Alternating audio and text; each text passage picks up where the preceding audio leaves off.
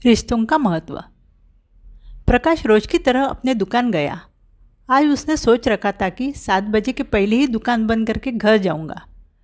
कुछ देर बैठकर शांति से सारिका के साथ बातें करूंगा और उसके साथ आज रात का खाना खाने बाहर जाऊंगा। इसलिए वह आज बहुत खुश था क्योंकि उसने यह बात सारिका को नहीं बताई थी। वह उसे सरप्राइज़ देना चाहता था। प्रकाश भोपाल शहर में रहता था। उसकी एक कपड़ों की दुकान थी। प्रकाश और सारिका की शादी को सिर्फ 1 साल हुआ था। सारिका बहुत ही शांत और समझदार लड़की थी। प्रकाश को रोज़ घर पहुंचने को रात के 10 बज जाते थे, इसलिए वह अपनी पत्नी को ज़्यादा समय नहीं दे पाता था। उसे इस बात का बुरा भी लगता था। प्रकाश के माता पिता गांव में रहते थे। अभी कुछ दिनों के लिए वे उसके पास रहने आए थे।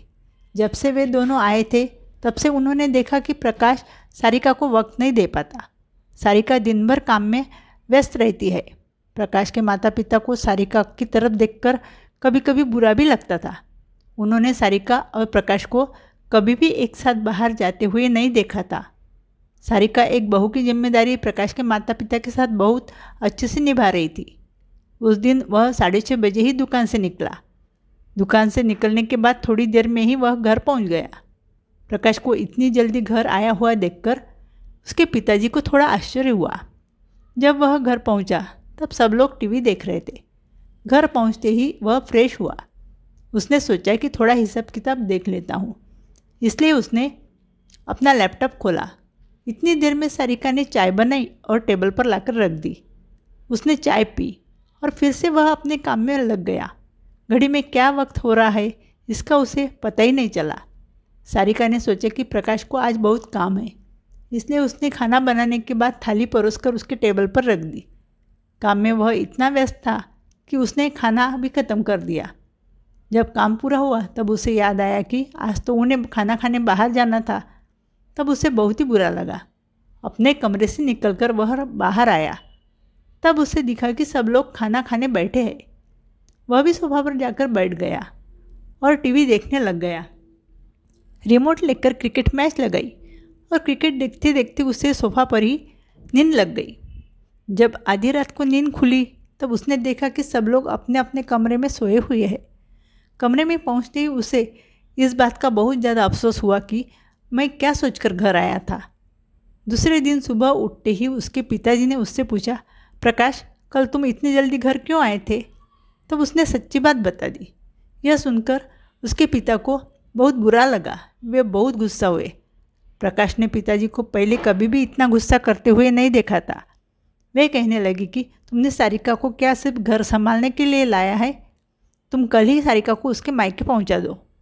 हम दोनों से यह देखा नहीं जाता कि वह सिर्फ दिन भर काम में करती है और तुम्हारे पास तो उसके पास बात करने का भी वक्त नहीं।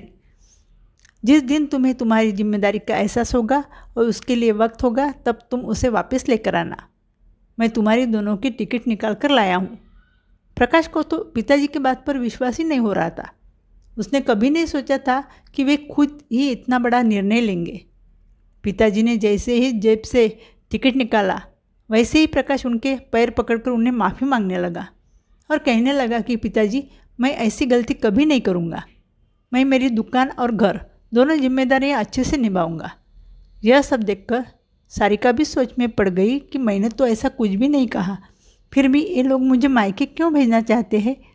जब प्रकाश को अपनी गलतियों का एहसास हुआ तब पिताजी ने सारिका को भी पास में बुलाया और उन दोनों के हाथ में लाए हुए टिकट रख दिए और वे कहने लगे कि प्रकाश तुम 8 दिन दुकान नहीं जाओगे।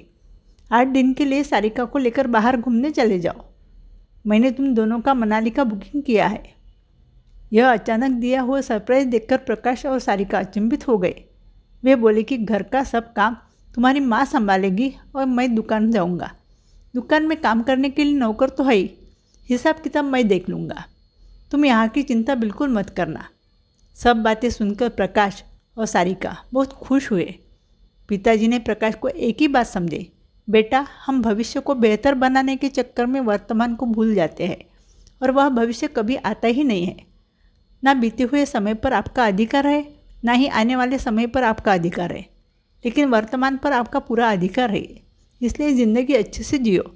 उन्होंने दोनों को बताया कि यह सिर्फ मेरा अकेले का ही प्लान नहीं है, यह तुम्हारी माँ और मैंने बनाया हुआ प्लान है।